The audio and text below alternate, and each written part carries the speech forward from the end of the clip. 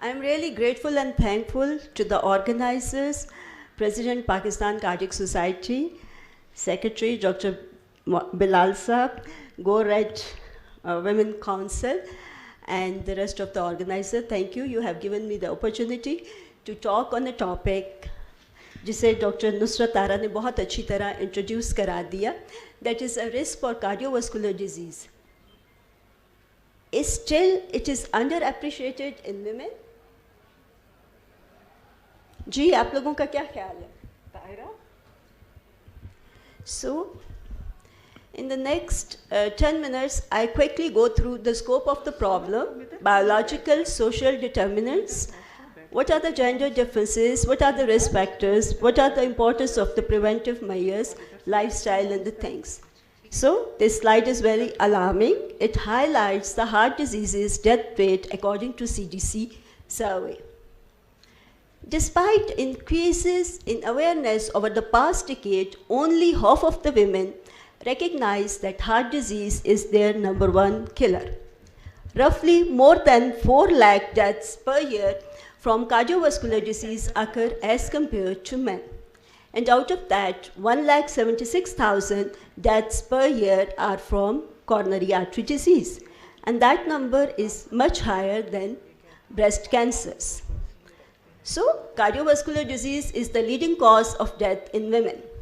And more women are dying of cardiovascular disease as compared to the men. It's already highlighted. These are the risk factors. We all know it, the biological and social determinants: age, sex, family history, education, work, cultural influences, married life, family pressures. These are all the things. और अब हम female जिस race में हैं उसने cardiovascular disease और भी ज़्यादा कर दी है हमने. This is a question. Are women more complicated than men? Ji hall क्या कहता है? Yes. अल्लाह अल्लाह करके एक चीज़ में हम आगे थे, आप उसमें भी आगे निकल जाए. सर मैंने कहा complicated. मैंने ये तो नहीं कहा आपसे आगे हैं. Right ji. Is cardiovascular risk factors and preventive fundamental differences between men and women? Yeah, we all know biologically, anatomically, physiology, reproductive organs, all the things are different. So, here I just want to ask a question regarding the myths. And I want to expose that is a myth. Cardiovascular disease is mainly a disease of an old man. क्या कहते हैं आप लोग? No, although it is less frequent, but cardiovascular disease occurs in young women. The data is highlighting more than 35,000 women under the age of 65 in USA annually died of cardiovascular diseases. And that is alarming. We don't have our own data here. Another myth. Women don't need to worry about the cardiovascular disease before menopause. इसके मुतालिक आप लोग क्या कहते हैं? Yeah, we know traditional paradigm is minimal or no cardiovascular risk before menopause. But the things are changing, as we all know. Coronary heart disease progresses over decades, and there are so many comorbids. Being premenopausal women probably does not protect you from the cardiovascular disease, so you all should be vigilant and think over it. Women are referred less often for appropriate testing or treatment, and women with MI are more likely to have more complications along with increased mortality rate. See, these are the data, and the death rate in women are higher due to coronary artery disease as compared to the other cancers as well as the other diseases. And the cardiovascular disease death trends among males are toward decline, and that is a data from American Heart Association, and that is something alarming for the women. Do we know what are the signs and symptoms of heart attack in a woman? So it's totally different, and they present differently. Most of the time, the women present with dyspnea, fatigue, and shortness of breath and weakness. What are the main risk factors? So, perhaps the most important risk factor for coronary heart disease is the misperception that coronary heart disease is a man's disease. These are all the conventional risk factors. We all know it very well. Diabetes, hypertension, smoking, dyslipidemia. खाना खाया है सबने? ये वाला खाना अच्छा था कि ये वाला? दोनों ही अच्छे थे अंबर, अब क्या? Okay, thank you. So, we should know the low high density lipoprotein is more protective than high density lipoproteins, and the triglyceride levels can be more predictive in elder women. So one should be very careful. मेरा बहुत दिल चाहता है कि मैं इस तरह आराम से मज़े से टीवी देखूं. आप में से कितने लोगों का दिल चाहता है? उसके बाद क्या होगा? ये अच्छा है कि ये अच्छा है? ये अच्छा है, ओके. वो अच्छी है, ठीक है sir. Right ji, okay. So as we know, hypertension is a silent killer, and cardiovascular mortality risk double for every 20 mm mercury increase in systolic blood pressure. It is very alarming. One should have to look after themselves. If we control the blood pressure, the stroke incidence reduced by 40%, heart attack by 25%, and heart failure by 50%. सुबह मैंने भी अपना wait देखा था और मैंने कहा नहीं, मैंने तो कुछ खाया ही नहीं और वेट बढ़ता जा रहा है. और जब वेट बढ़ता जाएगा तो फिर क्या होगा? Metabolic syndrome, diabetes. It almost double the risk of fatal coronary artery disease. Another important thing is smoking, and it is associated with 50% of all coronary events in women. अच्छी लग रही है ना सब? शीशा, हुक्का, vaping, and so what and so not, passive smoking. So the women should know who smoke have a 6-fold increase in risk of myocardial infarction, and that is an alarming situation. Now I come to the factors which are emerging cardiovascular risk factors. Please, these are very important. पिछले 2 साल से Covid खेल रहे हैं और उसका stress है, depression है, autoimmune diseases, and the oncological treatments, radiotherapy, chemotherapy, and the environmental pollution. Please be careful. These are our enemies, and these are the emergent cardiovascular risk factors. Psychosocial factors, and these are really very important. Inter-Heart study highlighted that psychosocial factors are responsible for more than 32.5% of cases of myocardial infarction. And stress and depression should be considered independent risk factor in women, because the risk of developing cardiovascular disease in women with depression is 30 to 50% higher than in men. यहाँ पे सोचें ज़रा, हम लोग ज़्यादा stress हो जाते हैं, ज़्यादा डिप्रेशन में चले जाते हैं. Other emerging factors is the autoimmune disease, and that is considered as a risk enhancer, as well as the treatment for cardio-oncology, radiotherapy, chemotherapies. Please look after the heart of the women as well as men. Here, we are different from men. These are the unique cardiovascular risk factors: early menopause, hormonal therapies, menarche, polycystic ovarian disease, premature ovarian failure, hypertension, preeclampsia, gestational diabetes, preterm delivery. So early menarche and late menarche are also a risk factor for cardiovascular diseases in later age. Menopause. Early and premature menopause increases cardiovascular risk by 50% compared to natural menopause. However, they are not been included in the risk scores while they are calculating for cardiovascular risk diseases. Hormone replacement therapy does not reduce the risk of cardiovascular diseases, so one should know it. Other thing is the contraceptive. All those women who have a comorbids like diabetes, hypertensive, when they go to their gynecologist, please, they must have to tell them we have underlying these comorbid conditions, so that the contraceptive pills and injections should be looked after, otherwise they may end up with cardiovascular disease. Polycystic ovarian disease, it increases the relative risk by 5 to 10 times of developing to diabetes mellitus. as well as the hypertension increases the risk of pulmonary embolism. Other is the preterm birth, which occurs before 37 weeks, and that is very important risk factor for maternal cardiovascular events, may cause fatal and non-fatal ischemic heart diseases. So that is another important factor is the adverse pregnancy outcome.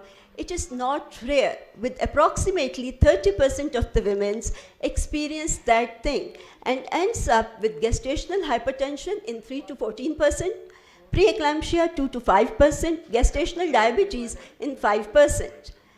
Preeclamptic females end up with 3.8 times more likely to develop diabetes and 11.6 times more likely to develop hypertension.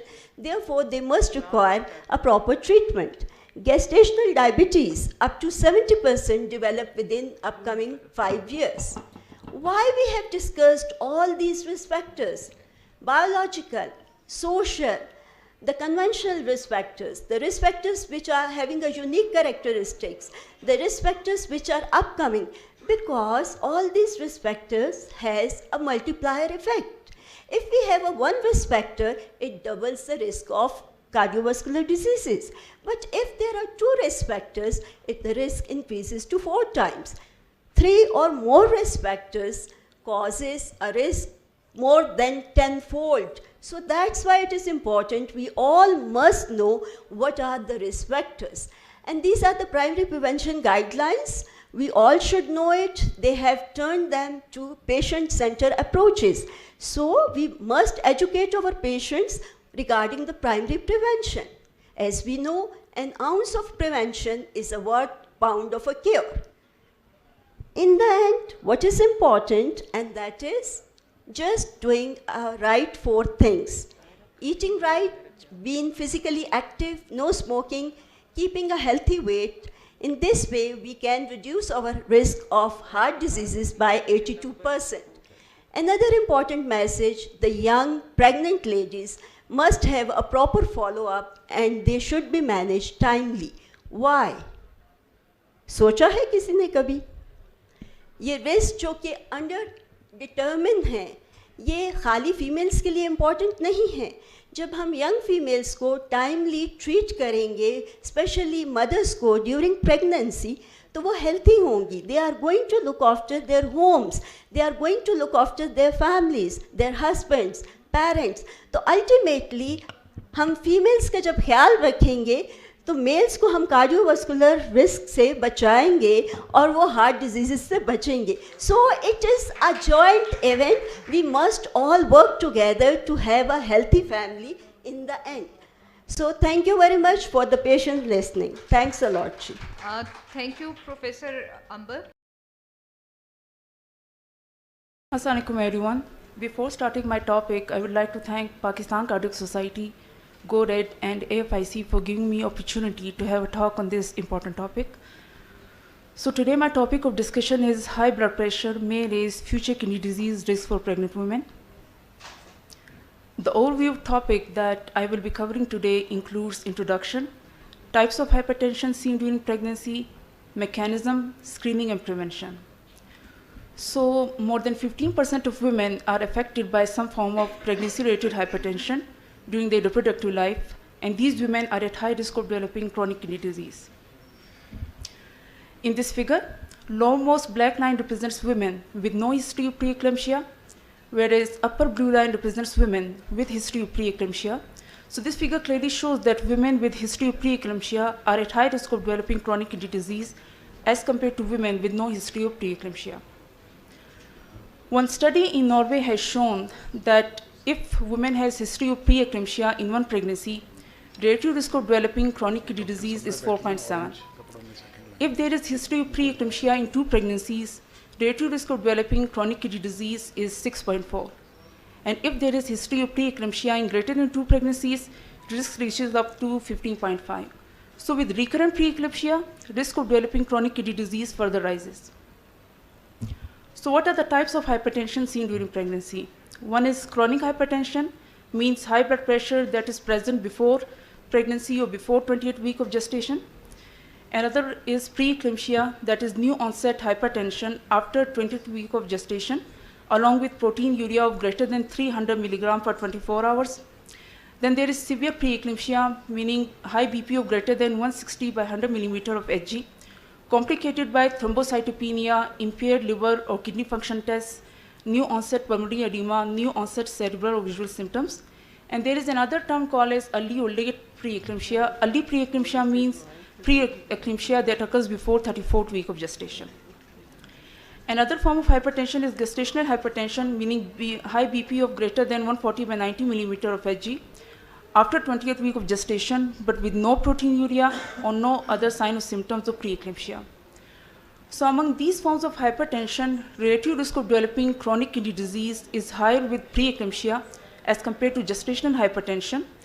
And among preeclamptic women, risk further rises if there is history of severe preeclampsia, recurrent preeclampsia, early preeclampsia, or preeclampsia complicated by small for gestational age babies. Latest study in South Carolina in 2022 has shown that black women with history of pregnancy-related hypertension have higher risk of developing chronic kidney disease as compared to white women, and among these women, risk further rises if there is history of hypertension before pregnancy. Mechanism. In case of preeclampsia, hypoperfused placenta causes release of inflammatory cytokines. It causes oxidative stress. It causes imbalance between angiogenic and anti-angiogenic factors. And one of the most important factors on which most of the studies has been carried out is FMS-like tyrosine kinase 1. Now this factor damages endothelium, resulting in endotheliosis. This factor damages podocytes, resulting in podocyturia. Now podocytes have no regenerative capacity. So once the number of damaged podocytes exceeds 20%, focal glomerulosclerosis sets in. And focal glomerulosclerosis, being irreversible and progressive condition, can result in slow deterioration in renal function. Screening and prevention. Women with history of preeclampsia should be followed at 2, 4, and 6 months interval after delivery. And these women should be screened for hypertension, microalbuminuria or podocyturia. If on follow-up there is no microalbuminuria or podocyturia, then these women are at low risk of developing chronic kidney disease. But if on follow-up there is microalbuminuria or podocyturia, then these women are at long-term risk of developing chronic kidney disease, and these women should be monitored for longer period, but once yearly checkup will be sufficient. If on follow-up there is high blood pressure or proteinuria of greater than 1 gram per day, then these women are at increased risk of developing chronic kidney disease, and these women should be frequently monitored at 2 to 3 months interval with good control of blood pressure. So the relationship between chronic kidney disease and pregnancy-related hypertension is complex, so more research is needed. One study that I would like to mention is PRECEDE trial. PRECEDE stands for Prediction of Chronic Kidney Disease Following Preeclampsia, Diagnosis and Early Care. Aim of this study is to identify the diagnosis of chronic kidney disease in women with history of preeclampsia. This study was started in August 2021, and expected year of completion is in 2036.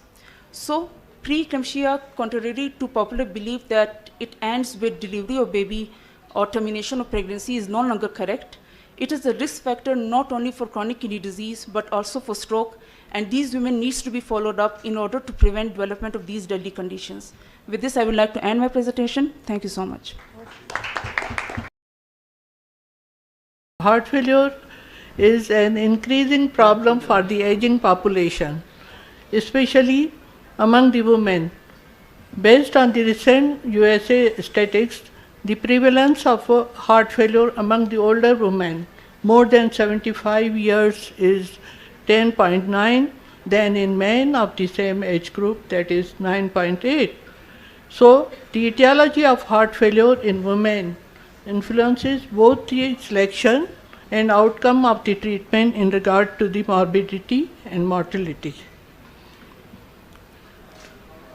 The major differences which comes in my mind about the heart failure etiology, one of them is, of course, the structural anatomical changes in between the men and women.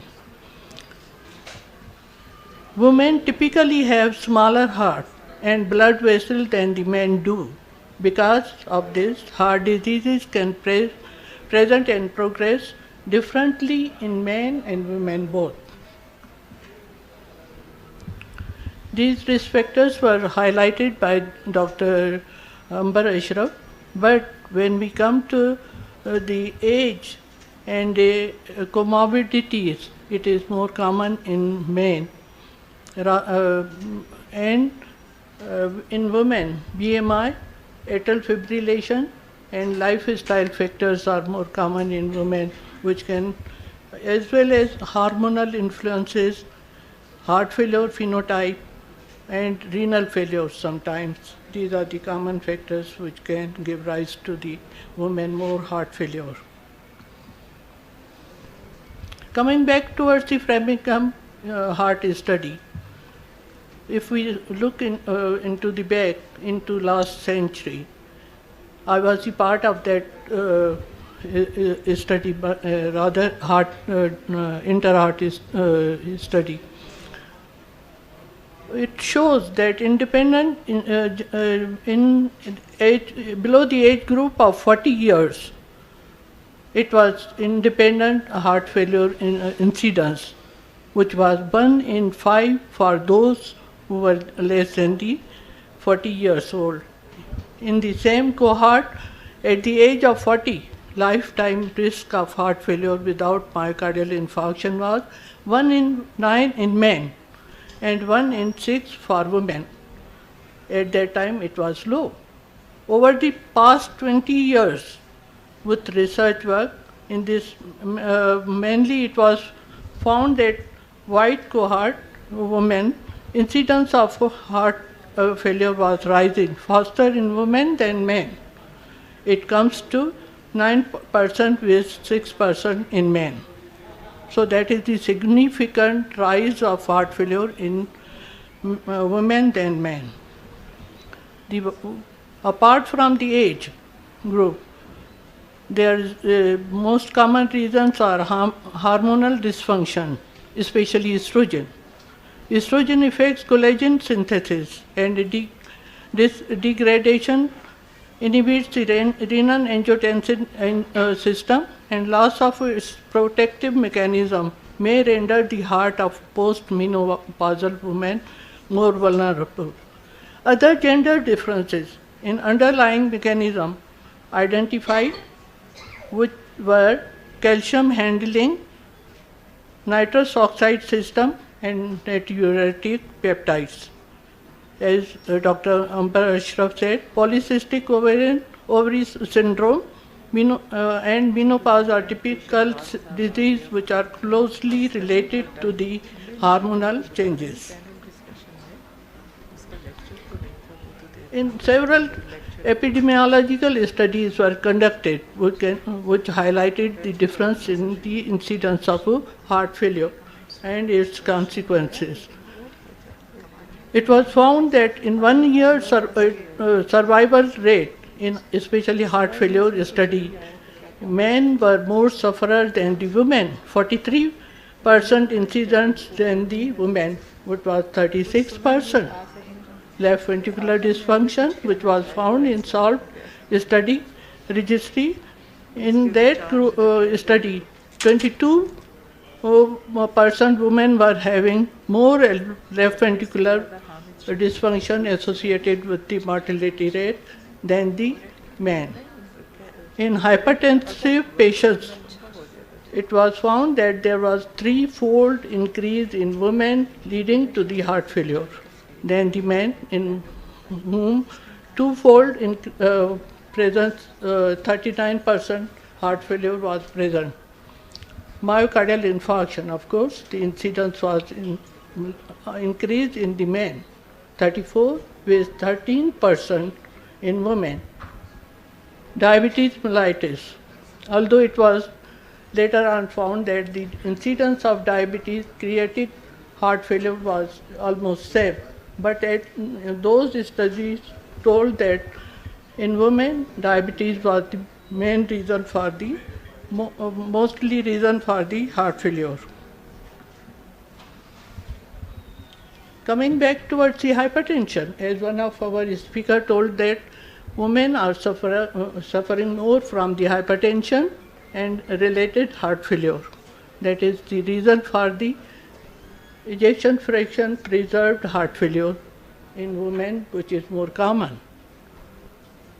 Only one prospective cardiovascular health study with 66 months follow-up on a large population with an average age of 72 years old reported heart failure incidence, which was more with in 21.2% for female and 33.6% for male.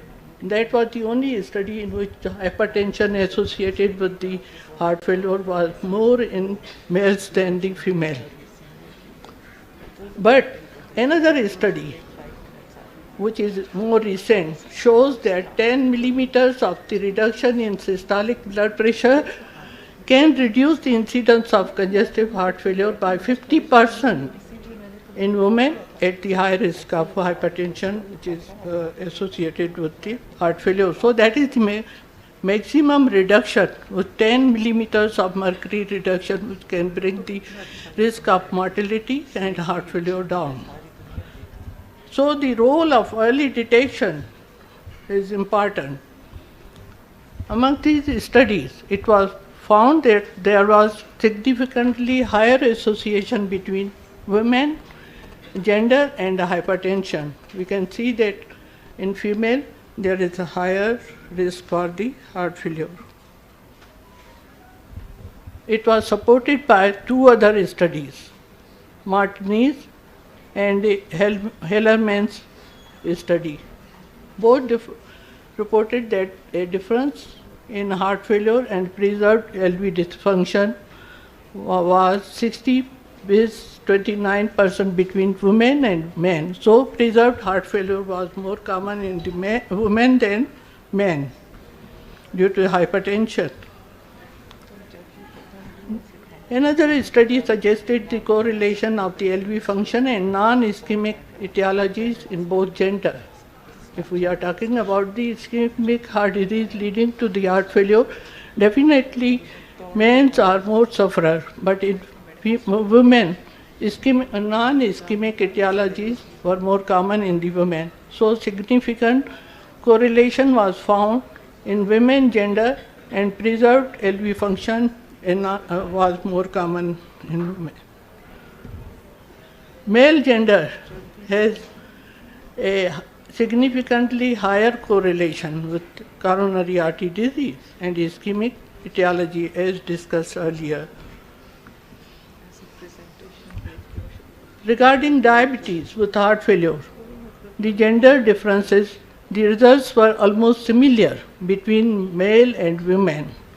These were the study outcomes of a recently conducted study.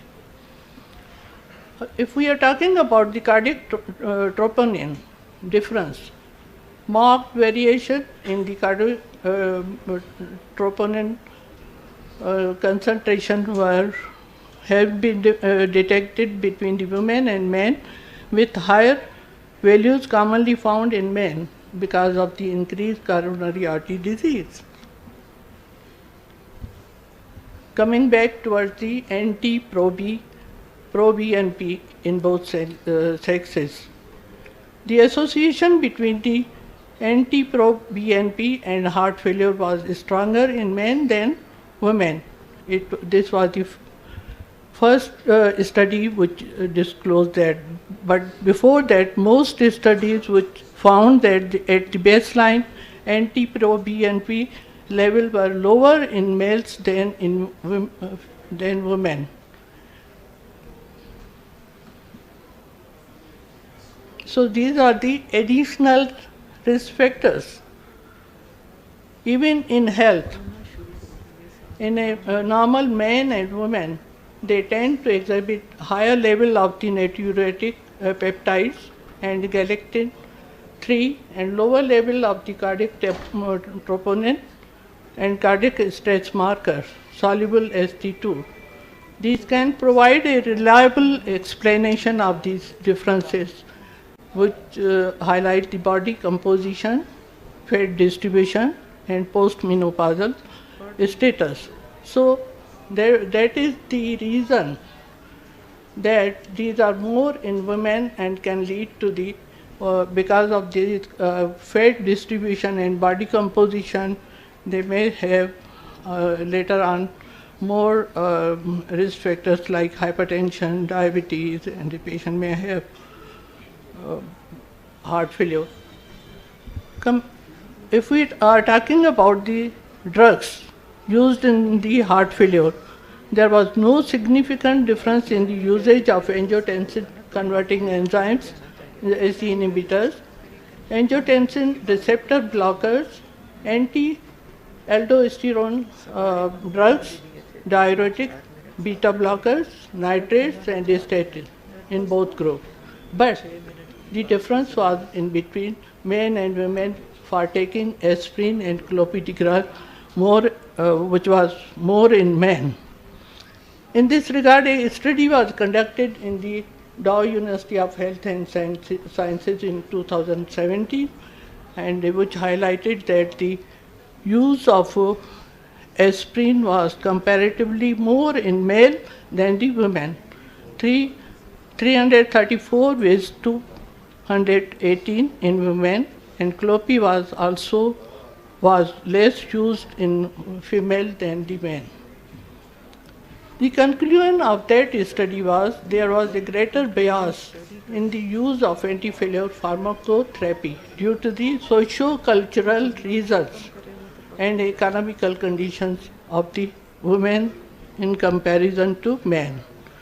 Underpinning current sex disparities in heart failure, there is paucity of the women recruited to the heart failure clinical trials.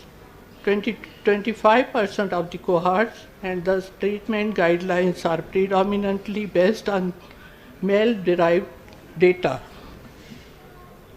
This is the whole conclusion or summary of what we, our lady cardiologist told us during this session.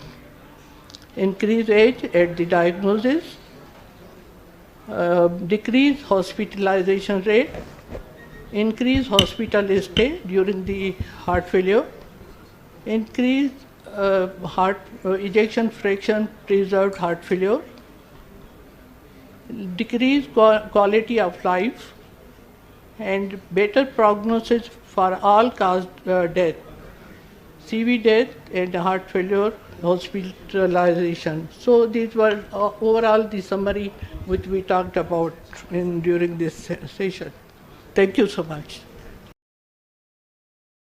And we usually celebrate that in the month of February.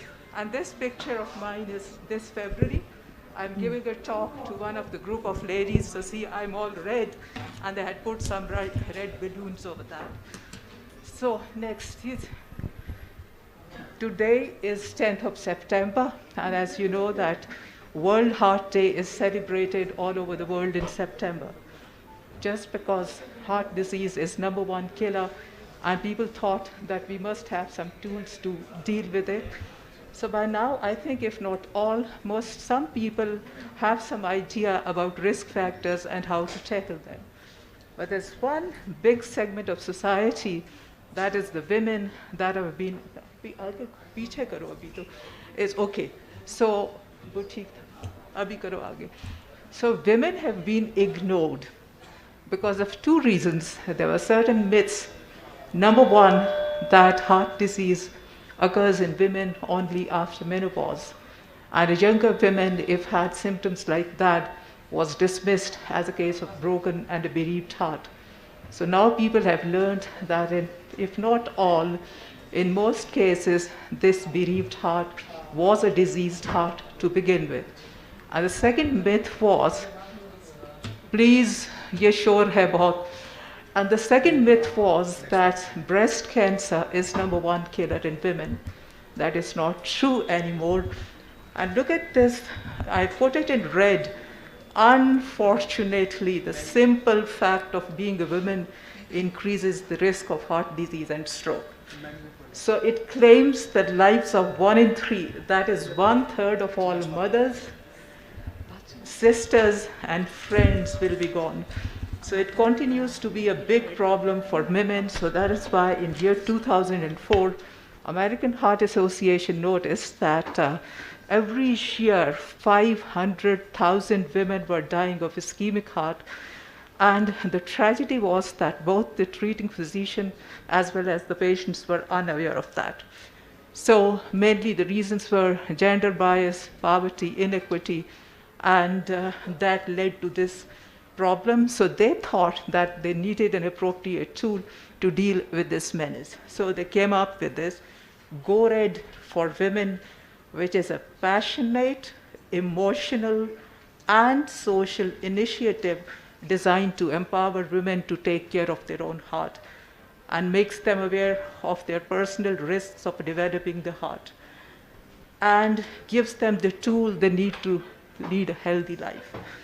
So Go Red inspires them to make lifestyle changes, and the more a woman knows about her heart, the better chances she has of beating it. Now, Go Red for Women is a comprehensive platform designed to create awareness, and it has a dual connotation. Red is a sign of alert or khatra. This is the Istara translation. And number 2, this Go Red, Go of G stands for get your numbers, which means your weight, your blood pressure, your cholesterol, your sugar, etc. O is own your lifestyle, and R is the risk factor assessment. E is educate yourself or people around you, and D is the most important, that is you disseminate this information and don't be quiet over any symptom that you face. You must immediately consult your physician. Now, it's very important to understand, as somebody was telling me at lunchtime, that you always talk of pathophysiology. I'm Dr. Hafiz Khan's student. I was told that every problem starts with pathophysiology of the disease. And as we the ladies look externally different from men, similarly there are inner changes that are different from men, inner structures. Like coronary arteries are narrow and their diameter is smaller. And number 2, the biggest difference is that in men, the atheroma protrudes into the lumen of the vessel, and that is why when you do an angiography, you can pick up the obstruction. But in women, look at that, I hope I can, this black thing, there is ulceration along the wall. And even if you do an angiography, the result would be non-obstructive coronary artery disease. So the woman is given a free sheet only weeks or months later to learn that so-and-so went off to sleep and never woke up. See, the problem here is microvascular. And I have made the human body, this is the female, start from, since I teach students, and I always like to follow a system. You start from your head. Now, what do these women complain of? Headaches, lack of concentration, and some cases of frank depression. In Rawalpindi General Hospital, I used to receive phone call from professor of psychiatry, madam, a patient है not responding to antidepressant, we are now planning to give shock therapy, वो बस थोड़ा सा हाथ देख ले. Oh God, this is not depression. Look at, नहीं, ECG normal है, but when I would do echo, ejection fraction is 40, 45, sometimes 30, 35. So I would take care of that. I would detect that at least 30 to 40 out of 100 such patients refer to me from psychiatry department. Then you have your eyes, especially if a patient happens to be hypertensive as well, sudden loss of vision, dimness of vision, and they go to ophthalmologist. Again, they would say, aankh to bilkul theek hai, zara iska heart check kar le. Then this is your lungs. Shortness of breath is a very important symptom, and these women keep going to pulmonologist. And the worst is they give beta agonist, and they always call, ji pump diya tha aur usse bada farak pada. So temporarily the symptoms improve, the disadvantage, the underlying disease goes on worsening. And another one, this is your gastric. Ji khana hazam nahi hota, difficulty hai. And they keep consulting different gastroenterologists, and endoscopy reports comes almost normal, mild gastritis, and they give them antacid and H2 receptor blocker. Again, temporary relief, but underlying disease goes on worsening. Then kidney problem and pain in legs is a very important symptom, and they keep having these painkillers just to damage their kidneys and the liver. So it's very important to understand these symptoms, and we from the platform of Go Red are trying to create awareness during these meetings. But I'm very sorry to say, like elsewhere in the world, we say that women are underdiagnosed, undertreated, under-researched, and you have seen that the hall was full. At the moment it was handed over to a woman, it's almost vacant. So with that, I would now call upon the first speaker who would elaborate upon my last comment, undertreated. That is Professor Amber Ashraf from Peshawar, and she's a very active Go Red member. And please, Amber, come on. Bismillahirrahmanirrahim. As Allah subhanahu wa ta'ala has made women different from men, so obviously there is difference in pathophysiology of ischemic heart disease in women as compared to men. So the topic given to me is guidelines for the heart failure in women.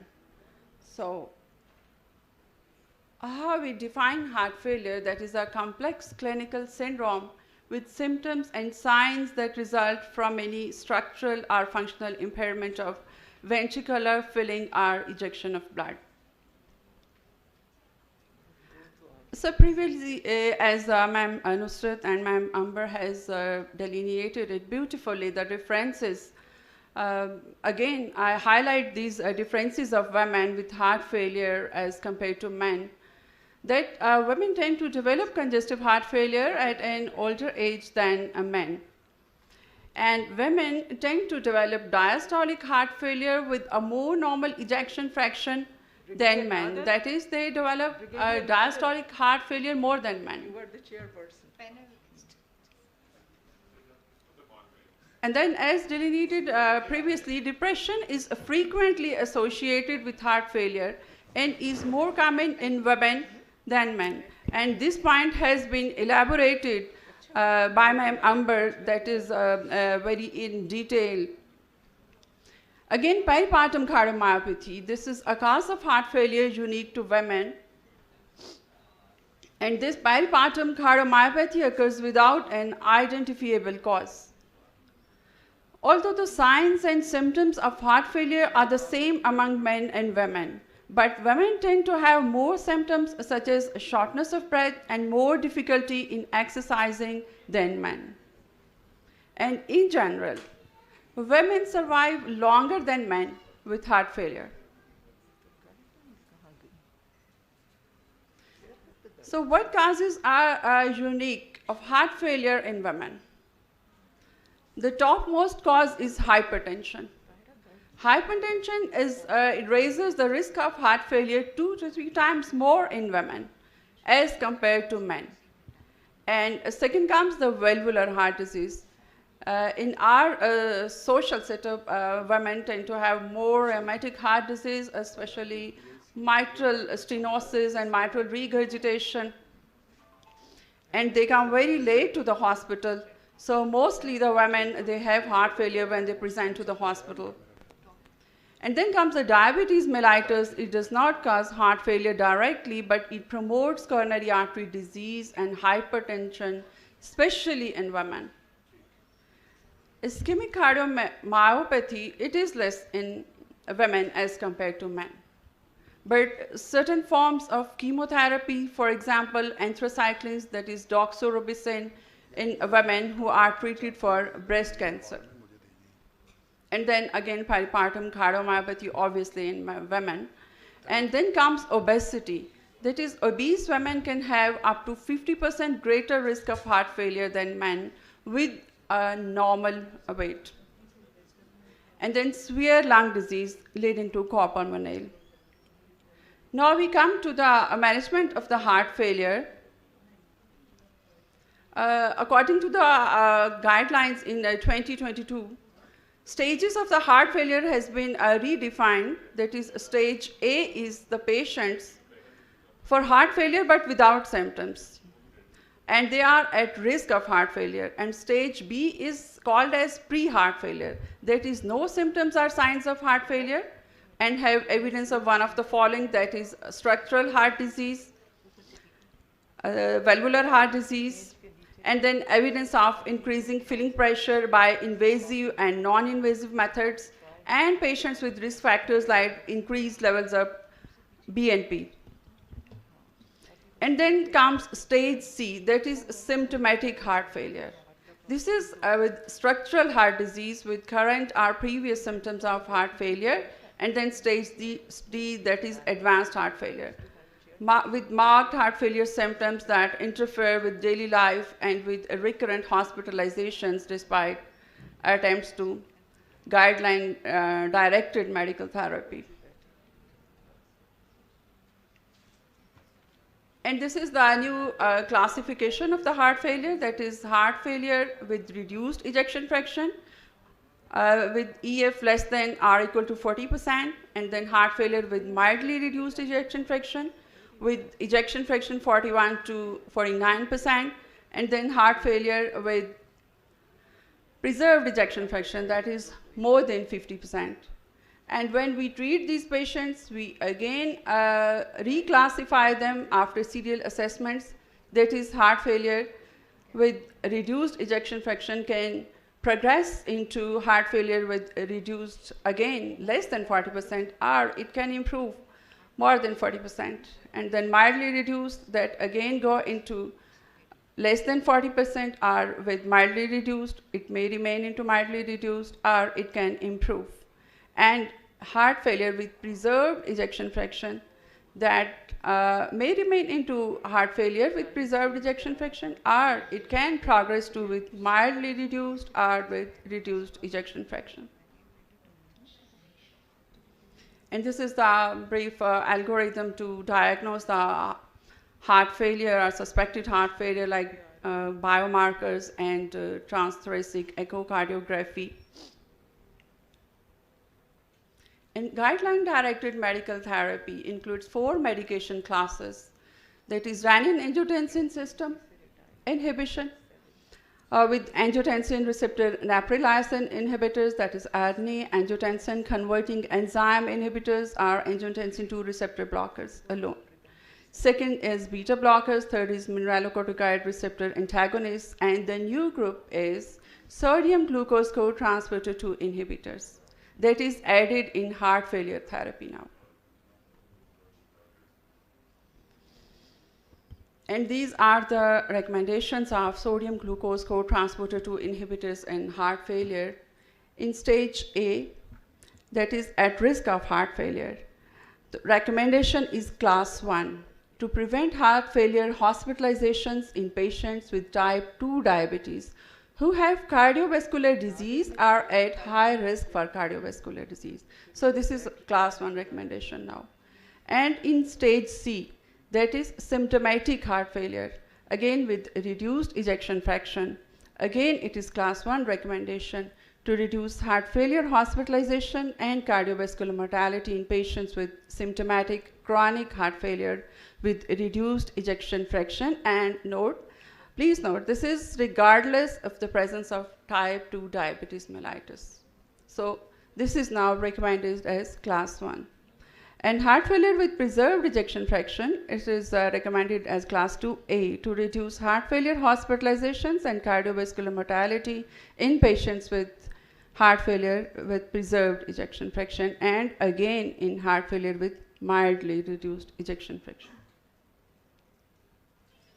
And these guidelines were based upon these trials. That was Canvas, Declare, TIMI 58, AMPA outcome, that trials were with patients who had type 2 diabetes, and in stage C, the symptomatic patients with reduced heart failure, irrespective of presence of type 2 diabetes. And these trials were defined heart failure, DAPA heart failure, and AMPER reduced trials.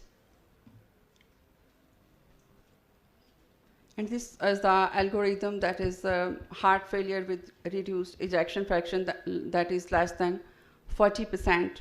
And as you can all see that all the drugs are class 1 recommendation. And if these patients, they are medically treated heart failure, then they can go into ICD, CRTD are considered additional therapies. And then again, if refractory heart failure in stage D, we can offer them a mechanical circulatory support like artificial heart, cardiac transplant, and palliative care. And how we treat symptomatic heart failure with mildly reduced ejection fraction. Again, all these are class 1 2A recommendations, but diuretics are class 1 recommendation. And this is symptomatic heart failure with preserved ejection fraction. Again, diuretics are class 1, while sodium glucose cotransporter 2 inhibitors are 2A recommendation. And these are additional therapies in patients with heart failure and comorbidities. Like hypertension, treat hypertension. If the diabetes, treat diabetes. If the patient has suitable coronary anatomy, go for surgical revascularization.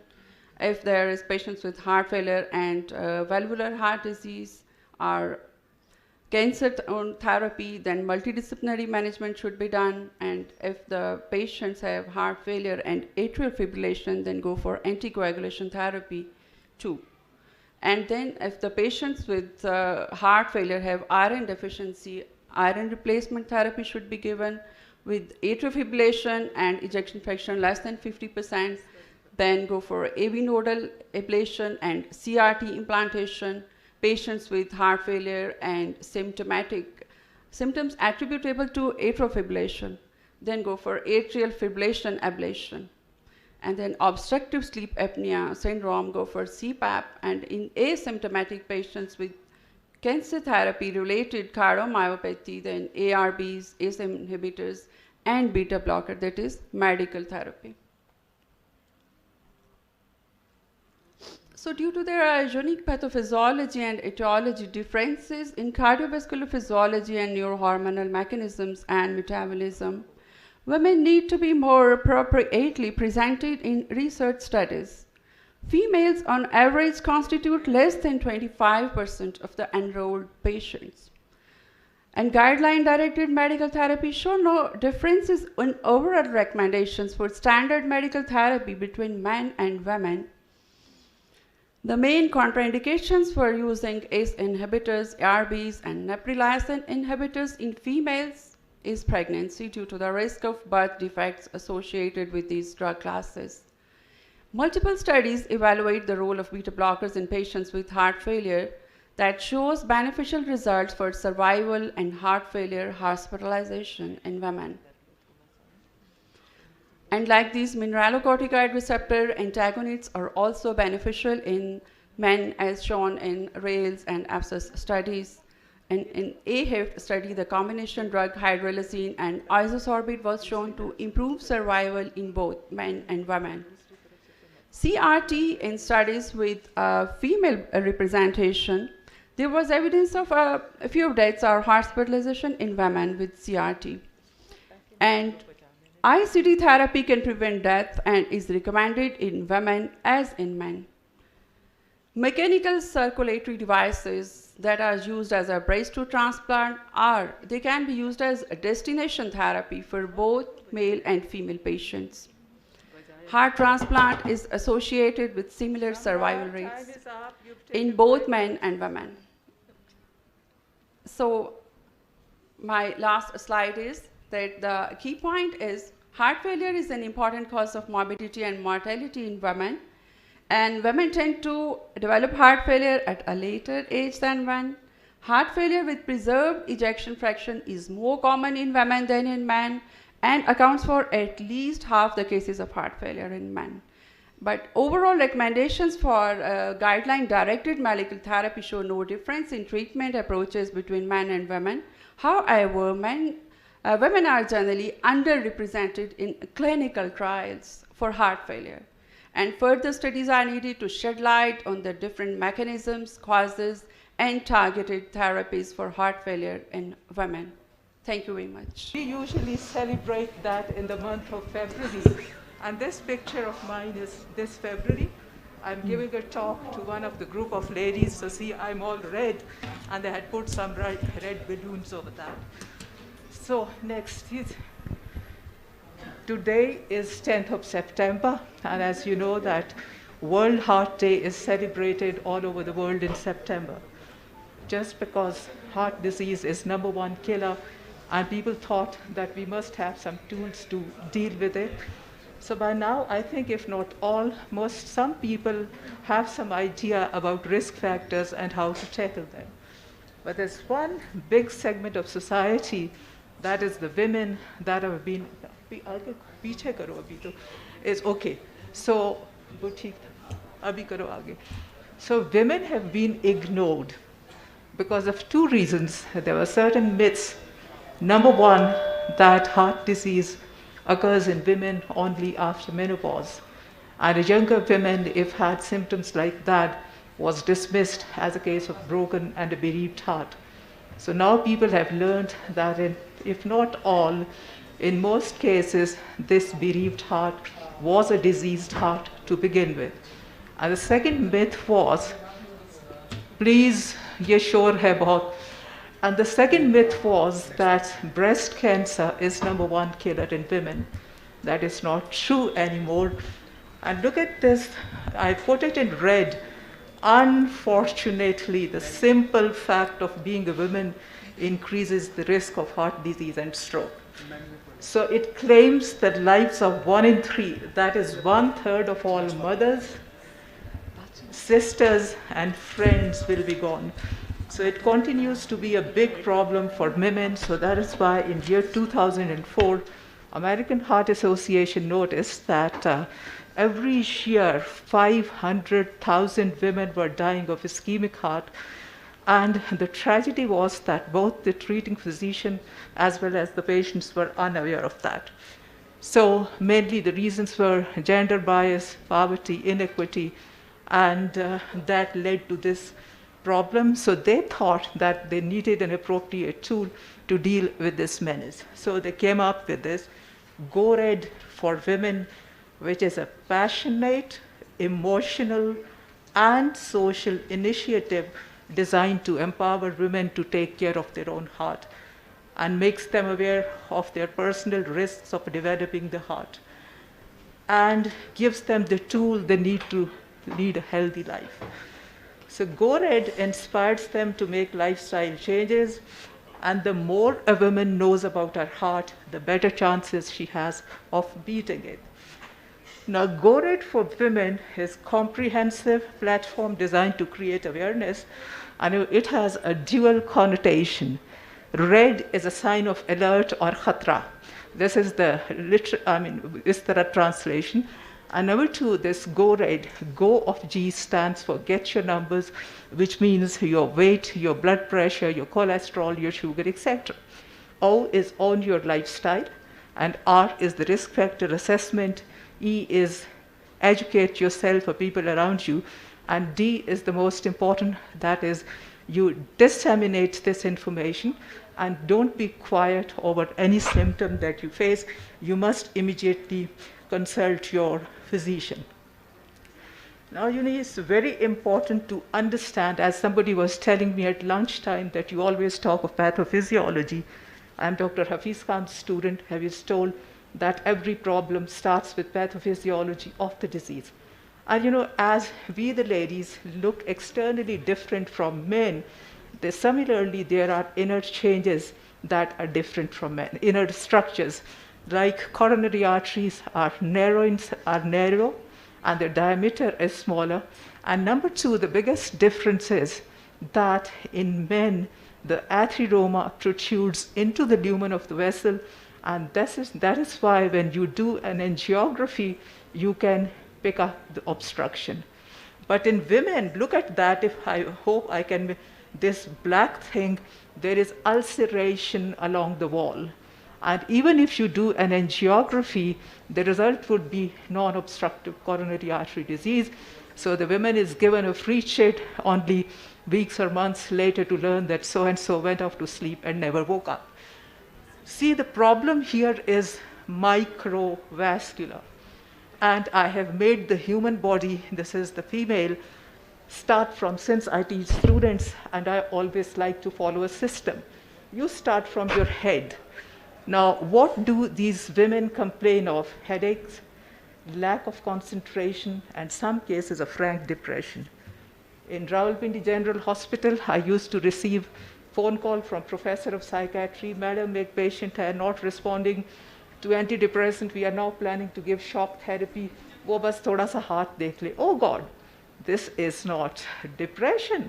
Look at, नहीं, ECG normal है, but when I would do echo, ejection fraction is 40, 45, sometimes 30, 35.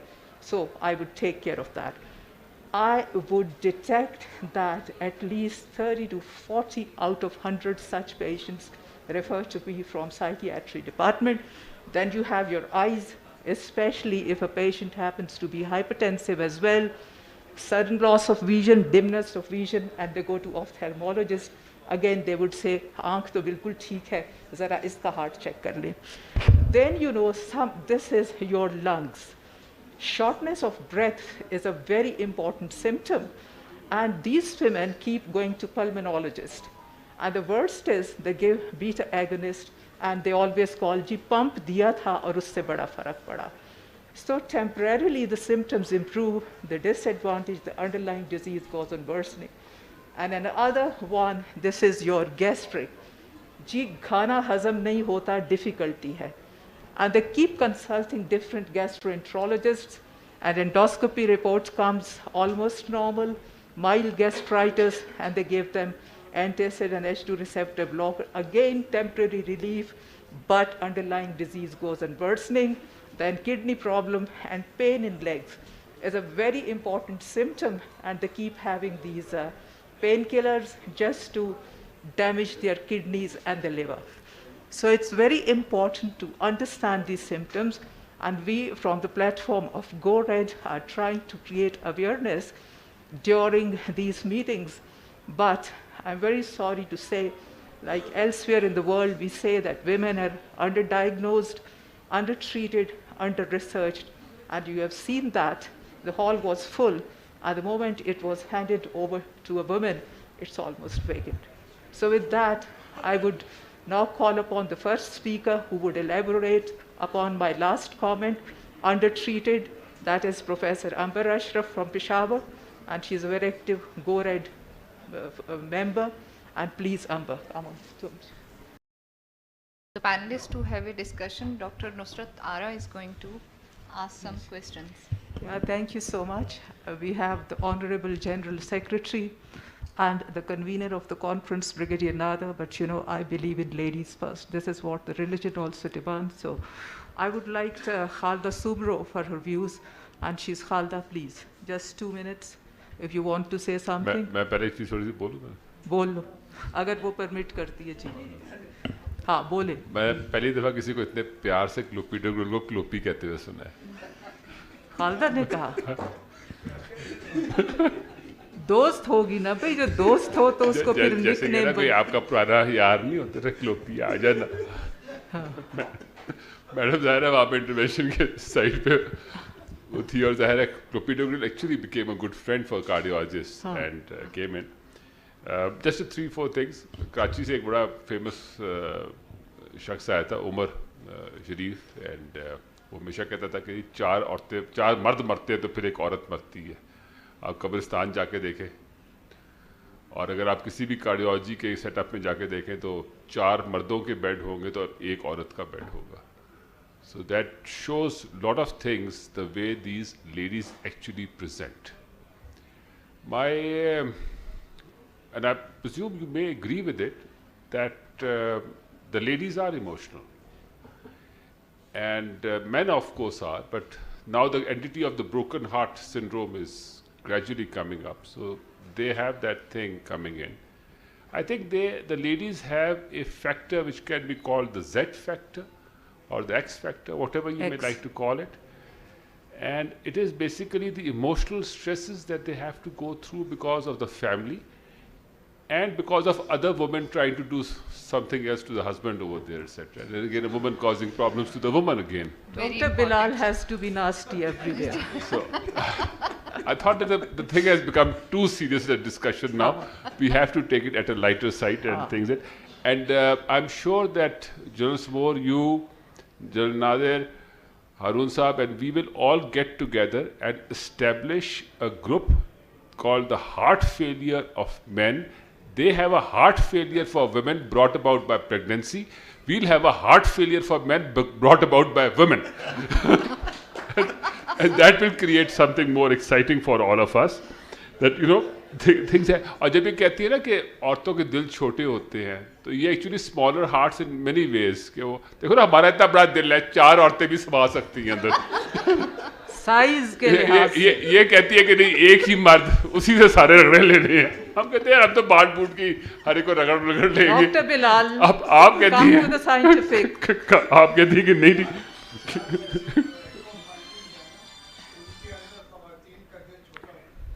मैंने पहले बताया structurally small और arteries का diameter भी narrow है. And बाकी आपके लिए थी.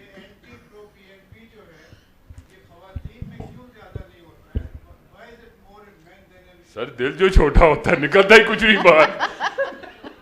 Women are underdiagnosed, underinvestigated and undertreated. It is because the women do not want, they don't seek. आप कभी एक हमारे बेसिक स्ट्रक्चर है ना फैमिली का, उसको देखें.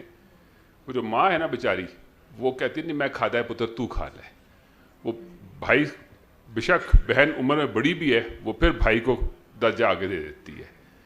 And it is such an amazing the beauty of the family system that we have, जिसकी वजह से ये सारी चीज़ें होती हैं.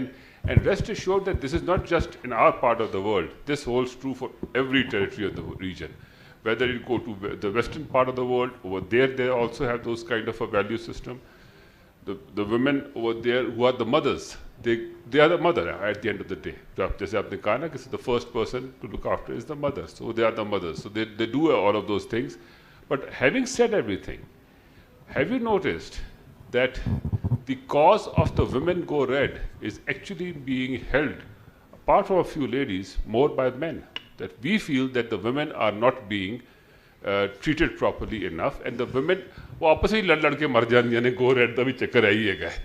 But anyway, बिलाल, ये जो माँ की sacrifice का है ना, somebody wrote कि मुझे sacrifice का तब पता लगा जब घर में 5 बंदे थे और 4 एप्पल्स थे. एंड माय मदर सेड कि मुझे तो एप्पल अच्छे नहीं लगते. हाँ नहीं, वो तो सैक्रिफाइस है. एक्चुअली ये जो मैं सवाल पूछ रहा था ना डॉक्टर साहिबा से, वो बड़ा जेन्युइन है. इसमें ख़वातीन में ओबेसिटी की वजह से 20 लोगों में एंटी प्रोबीएनपी कम होता है. So that is the reason why it is less in women and more in main. So the moral of the story is the Honorable General Secretary is here that we need to devote more time and we must have some decent gatherings, more people should be around. And as you like the lighter points, और अल्लाह के वास्ते वो जो गो red का symbol वाले कपड़े ना, या वो चेंज करे या वो पहनना शुरू करे. कौन से पहनना शुरू करे? वो जो गो रेड का सिंबल है, कहाँ गया गो रेड के सिंबल? ये मैंने पहना नहीं. ना वो गो रेड का जो साइन तो लगाया ना, जो गो red. Look at my pen. ना वो जो उस पे आते हैं, अच्छा, वो अमेरिकन वो पहन के दिखाएं या फिर बात चेंज. तो पहना तो हुआ ये. उसके ऊपर आप रेड सलवार कुर्ता लगाए हो तो नहीं, वो तो फनी लगता है. बहरहाल you know, salwar kurta funny लगता है ना, मान लिया ना आज. भाई ये एक चीज सुरख होनी चाहिए प्लीज. ये थोड़ी अच्छा Bilal, we should call a spade. आपने बड़ी अच्छी बातें की हैं और बड़ा माहौल भी बड़ा दोस्ताना और अच्छा हो गया. लेकिन औरतों में जिस तरह ये सारे प्रेजेंटेशंस भी हुई हैं, जो हार्ट डिजीज़ जब होता है, आप किसी वो उनका उठा के डाटा देख लें, सारी स्टडीज़ तो वहीं से आ रही हैं. उन्होंने खुद कह रहे हैं कि जी हम औरतों को अंडर ट्रीट कर रहे हैं, हम उनके सिम्टम्स को सीरियसली ले ही नहीं रहे, इग्नोर कर रहे हैं. तो ये सारी चीज़ें देखते हुए मेरा ख्याल है जो माशाल्लाह जो गो रेड का प्लेटफॉर्म है, इसको ज़्यादा एक्सपेंड करना चाहिए और इसको इस तरफ ले आए कि how these issues should be solved. पहले अवेयरनेस होगी डॉक्टर हारून, तो ये आप लोग ही, तो मैं कह रहा हूँ आपकी अवेयरनेस आपने करनी है। हम तो करते रहे हैं पाकिस्तान कार्डियक सोसाइटी में, जब मैं रहा हूँ तो आप भी थी, तो हम तो पूरे प्रोग्राम्स कराते रहे, लेकिन इसको और ज़्यादा करें। जी, I would like to take comments from the cardiac surgeon. Luckily we have General Afshin. AFIC में as such female cardiac surgeon Indian जो कि कल moderator के तौर पे हमारे cardiac surgery के session में काम करेंगी. She is a serving officer and she is going to become a cardiac surgeon next year, hopefully after clearing her exit exam. At the same time, AFIC has got the honor of training 3 cardiac surgeons, female, in the specialty of cardiac surgery in AFIC, and all 3 of them are doing a wonderful job in region of India and Islamabad. And I'm sure all those cardiologists from Rawalpindi, Islamabad, they know all of them. Marukh is just one of them. Yes. But Dr. Musfira, she is such a small frame, timid lady, but she is a hell of a cardiac surgeon. I mean, she is way better than me. She is ahead of all of us. But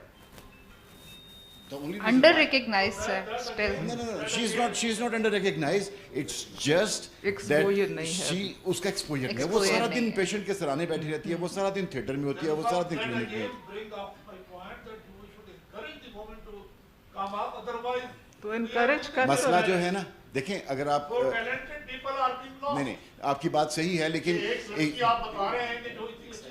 देखिए बात ये है अब अगर इजाज़त मैं कुछ कह सकूं, देखिए बात ये है न सिर्फ हमें लोगों की मतलब ट्रेनिंग करनी चाहिए, सिंपोजिया करनी चाहिए, लेकिन ख्वातीन की कार्डियोलॉजिस्ट की भी तादाद बढ़ानी चाहिए, क्योंकि एक खातून दूसरी खातून को अपना पेन और ये जो भी है उसके सिम्टम्स बेहतर बता सकती है rather than the male doctors. Socio cultural reasons के तहत हमारे पाकिस्तान में ये एक एलिमेंट है जिसमें ख्वातीन नज़रअंदाज होती हैं। People say session over हो गया since Bilal is in jokila mood. You are in. My doctor Samrah is over here. And she would like to. She is a panelist. She's an extremely busy cardiologist with us, and one of the main reasons why she became foolishly busy was because at a certain stage she was the only lead lady who would do the echocardiographies. Now, of course, we all know we have got our social limitations. We all know that the doctors are asexual as far as the whole thing is concerned. But an echocardiogram is an echocardiogram. It is not an ultrasound. It's far different for all its physical issues. So what I would like to actually request the ladies is this, that we must, of course, realize our physical limitations from this and our need to reach out to the other ladies. I know you are doing a fabulous job. You are going out to the colleges, you are going out to the various levels. But what I need is from all sectors, because at the moment, we lost हमारे लाहौर में professor थे paediatrics के, अभी मैं नाम नहीं लूँगा ताकि हर एक की अपनी अपनी जान पहचान होती. We lost his grandson, age 34, just like that, sudden cardiac death. A well-educated family. My only point to say is over here is that the ladies are the backbone. If you want this society to survive, you have to take the lead. You have to make sure that your husbands stop smoking. You have to make sure that everyone in your family knows the basic cardiac massage. You are the ones who have to make sure कि जो बच्चा है जो मोटा हो गया है वो गुपलू गुपलू अच्छा नहीं है, उसको बारीक करना है कि भाई नहीं मेरा तू. You are the people who, मुझसे कई दफ़ा एक सवाल मैं हर औरत से पूछता हूँ कि आप क्या करती हैं. कोई टीचर होगी वो ये कह देगी कुछ हो जाएगा, बाकियों का जवाब आता है मैं तो सिर्फ हाउस वाइफ हाँ. With due apologies to everyone, there is nothing like a house wife.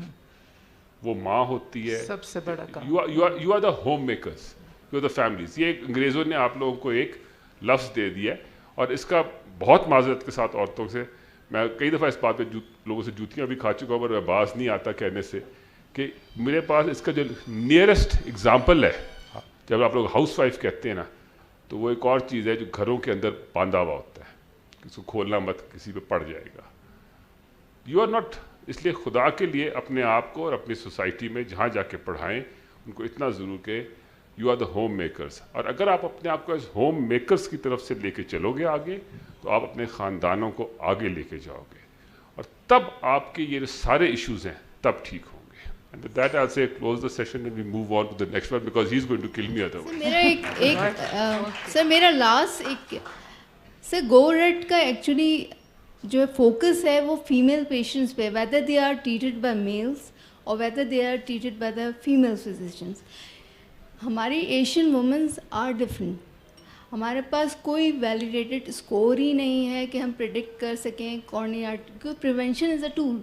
Heart failure होना या ये सब कुछ जो है we can not afford, we are very मतलब हम लोग जो है इकोनॉमिकली अगर पाकिस्तान को देखें तो we are very low, and heart failure का treatment is a long term. And तो अगर बेटा आपके साथ कराची के में आप हो ना, और कराची के उस्तादों के उस्ताद तुम्हारे लेफ्ट साइड पे बैठे हुए हैं इस वक्त, ठीक है ना, तो वो भी वैसे पीछे देखना पसंद कर रहे हैं, तो वी कैन स्टार्ट। मैं उनसे यही बात कर रही थी कि इट्स नॉट द के गो रेट जो मतलब लोग ये समझते हैं कि ख़वातीन ही ख़वातीन को ट्रीट करें। No, its focus is on the women, whether it is treated by the male or whether it's treated by the female. Yeah, that is Perfectly understood. right. Yeah. Perfectly right. Thank you. Thank you For this lovely session. Sir Bilal, thank you so much.